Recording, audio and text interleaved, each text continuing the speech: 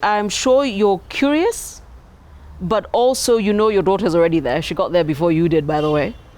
And I'm saying this because I'm thinking she's 9 going on 16. I cannot lie. Yes. She's 9 going on 16. She's going to be 10.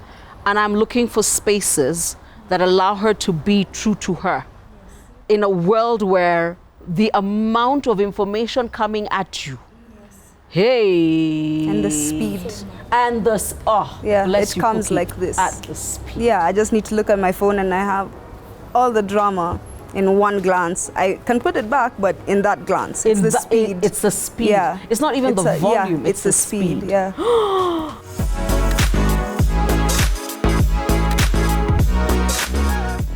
Hey, welcome back to my channel. We're at Sky Suites and we're actually sitting outside. You can actually have this space if you ever come here. Just, you know, you and your friends. And I'm with my friends. I'm with Cookie and Mama Cookie. I like to call her Mama Cookie. I'm not quite sure why Remo appreciates that at all. And we're having a conversation that's timely, but also we're a little late. But Remo was saying you can never be too late to have this conversation. No, you can't. So I'll tell you what triggered me. I see billboards and my daughter asks me, Mom, what's SkyGirls? And you know, I'm like, ugh, it's Billboard City, I don't know. But I'm honest, I say, I don't know, but I'll find out. I go online, I look around, I realize it's a movement of girls around Africa. So I've seen SkyGirls, Ghana, Botswana, Kenya just been launched. And then, as luck would have it, they follow me on IG. I'm not sure that I should follow back because when I look at everything, I'm like, I'm at the wrong age. But I'm curious. And then I realize I wish something like this had existed when I was going through the, I don't know whether I'm cool enough, whether I'm good enough, whether I am. But also, it triggered me writing my letter to my 16-year-old self. And then I didn't realize, I was like, so many people resonate with it because, oi, Cookie, you should imagine. You were 16 how many years ago? 5. Only. Yeah. Gosh. Well done, Mama. No, like seriously, well done, Mama. But I need to start with you because I, as a parent, is very interested in a space and a conversation that allows our daughters to be themselves, to be okay with that, and for me to be okay with the fact that she's gonna be okay with herself. Mine is 9, I don't want to let go. In fact, I told you, a friend of mine told me, you need to accept that when you're raising a child, you're raising an entity. Yes, a separate being. And now what happens is, not only are you raising a separate entity, when you're raising a child, you're also raising yourself. Yes. So one of the things that Cookie and I had to agree on is that she's coming to me with new things, which I've never had to deal with before. Mm-hmm. So she has to allow me to adjust to them. Yeah. Oh! Yes. Yeah. Okay, so let me ask you, when did you realize Mom didn't know everything? How old were you? Maybe like 14, 15. 14, 15, and you realized Mom doesn't know everything. Yeah. Okay. Yes. And then you just have to accept it. So now you go along the way you were saying, of saying, I don't know enough about this, but let me find out and get back to you. Okay. But that also starts from much younger, when you have built the kind of relationship with your child that they come to you when they have questions, because you have the answers. Yes, you do. Yes. And that and once you have set that up, that trust between you, that you will not lie to her, that you will tell her exactly, that you'll give her an answer for exactly what she's asking, then it gets easier, because even when she realizes you don't know everything, and you say, let me find out for you, and then I'll get back to you, she knows that whatever you're going to tell her is going to be the truth. Okay. Yes. Okay, so Cookie, 16, 5 years ago, what did you really grapple with in that space of, I want to stay true to me, but there is the need to fit in, so to speak. And here's a strange thing. People act like, oh, peer pressure is true for teenagers and people in their 20s. You have not met peer pressure at this age. It's the worst thing ever. Yeah. It doesn't disappear. It sounds like it. But I think if you learn how to listen to your own voice early, then you're fine. When did you almost say, that's not me? Do you remember an instance when you knew, nah? Yeah, I was about 14, and I remember there's this new girl who'd come to the school, and like we're talking before, my mom said I'm an influencer, so it used to be whatever group I was running with or in, I tended to be like the person leading it. So now comes this girl, we've been put in the same class, and everyone is gravitating towards her, and I remember that for various reasons, I knew why different people were gravitating towards her, but I was like, yeah, I don't like you. And it wasn't, and a lot of people thought, okay, Cookie, you know, not everything has to be about you. I was like, no, sis's vibes are off. I don't like her. Oh. Give it about a month or two, and everyone else was like, yo. In fact, I remember a boy of mine texting me specifically and being like, my G, I'm so sorry because... Actually, you were right. Yeah, you were right. Okay. And after that, I think that cemented what had come before that, because there are different instances where I had doubts and I was like, okay, maybe I don't want to do this and I should just back away and all of those things. But then I think after that instance, I was like, okay, trusting my gut is actually something that I'm actually okay with. And if nobody else agrees, I'm okay with waiting for them to get to where I am. Oh, yeah. But I'm not waiting for them.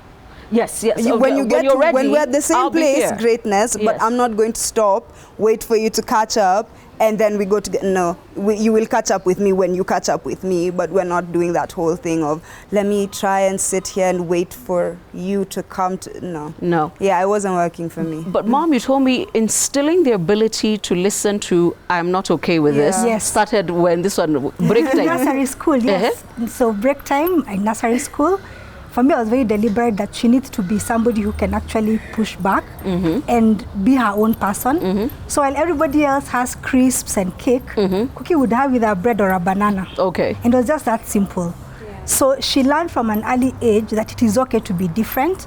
It's okay to have your own stand. It's okay for you to do things your way. Yes. Yes. You don't have to join the crowd. You don't have to. But you can join the crowd that resonates with you. Yes. If it works for you. Exactly. If it doesn't work for you, then it's okay. It just doesn't work for you. It's not a big deal. Before we take a break, I want to explore the space of relationships. First, same gender and then opposite gender. Okay. Because I've always said teenagers are it's like they have a vault of misinformation for one another. Oh, yes. And then they spread it happily. So somewhere between the age of 13 and 18, the things young people tell each other is shocking.